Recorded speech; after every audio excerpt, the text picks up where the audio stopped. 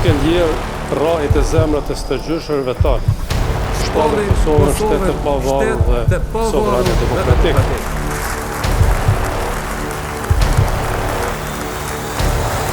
Unë e di kush jam. Unë e di çfarë kam bërë dhe çfarë nuk kam bërë. Ndodhem në vitin tim të 16 të burgimit. Vetëm se luftova për liri, pavarësinë e popullit tim.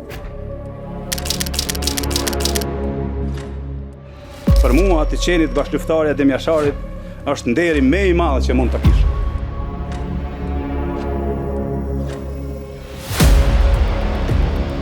Procesi i nisur prej 6 vitesh ndaj Hashim Thaçit, Kadri Veselit, Recep Selimit e Jakub Krasniqit bëri që kryeqyteti i drejtësisë të flasë shqip për disa ditë.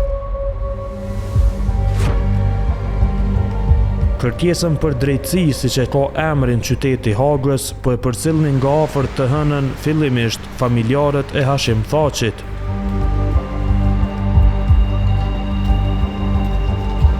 Gazetarë nga Kosova, Shqipëria e Evropa i nënshtrohen kontrolleve të sigurisë, po njësoj sikur familjarët.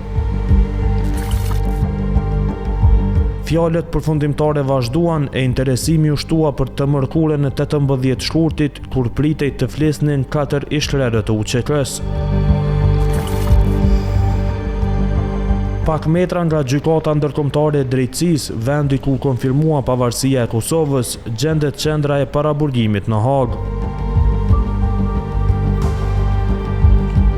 Jo rrallë afër qendrës janë por bluzat Liria ka emër.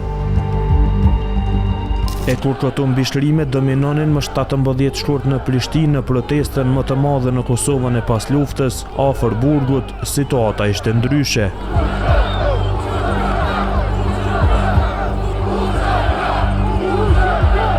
Më 4 nëntor të vitit 2020 në këtë objekt u soll Jakub Krasniqi. Një ditë më pas të po ati viti, Hashim Thaçi, Kadri Veseli e Recep Selimi. Kur kanë kaluar më shumë se 5 vjet e gjysmë nga arrestimi i 4 krerëve të UÇK-s, ata vazhdojnë të mbahen në qendrën e paraburgimit në Shevenindjen të Hagës. Të gjitha kërkesat për lirim nga paraburgimi u refuzuan. Krerët e UÇK-s madje patën probleme të vinë edhe në ceremoni mortore e në rastit të sëmundjeve për familjarët e tyre, e u ankuan për kushte të tmerrshme pikërisht në qendrën që gjendet pas meje. Kur gjykimi ka ardhur drejt fundit, ata duket se janë shpresë plot për një vendim të drejtë. Megjithatë, sikur të bashkuar në kryeqytet me mijëra qytetarë, në Hagë u bashkuan familjarët e krerëve të UÇK-s.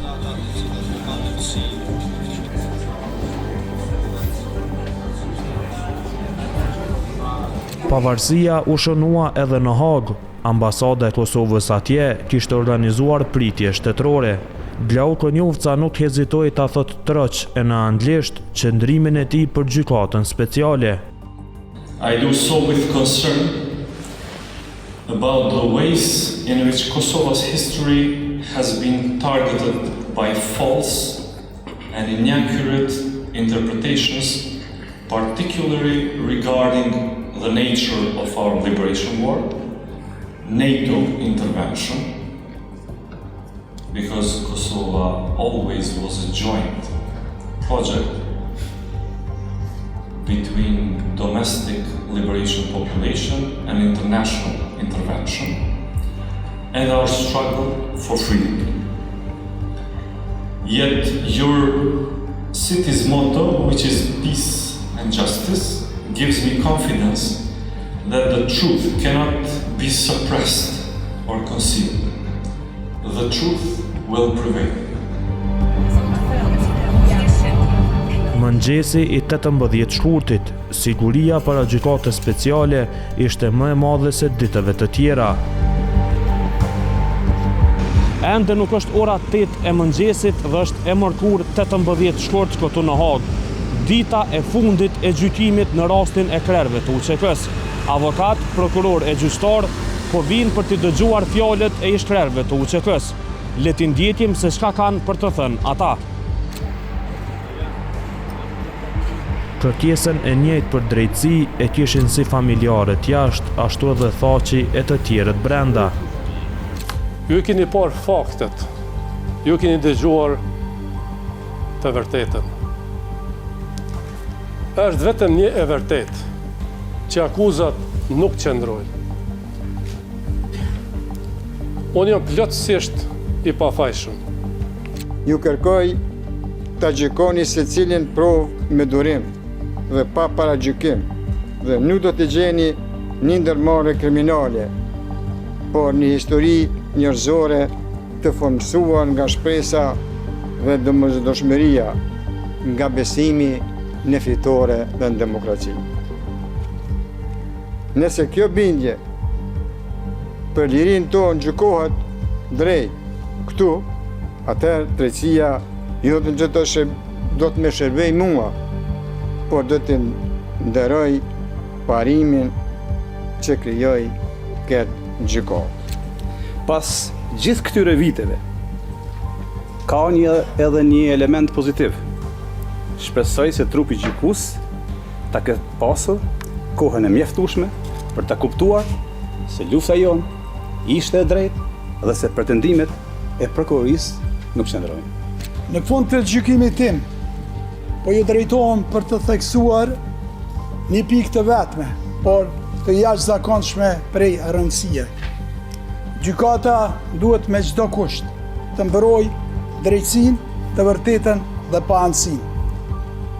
Kjo nuk është thjesht një detyrë ligjore, është kontributi i saj i madh dhe trashëgimia që do të mbetet prej kësaj gjykate. Të bindur me kërkesën e njëjtë ishin edhe avokatët. There was no lack of information, and as I said in my closing remarks, when propaganda was causing genocide in Rwanda and when it was causing crimes committed by Milosevic in Bosnia and in Croatia, it was known immediately that this propaganda was causing crimes.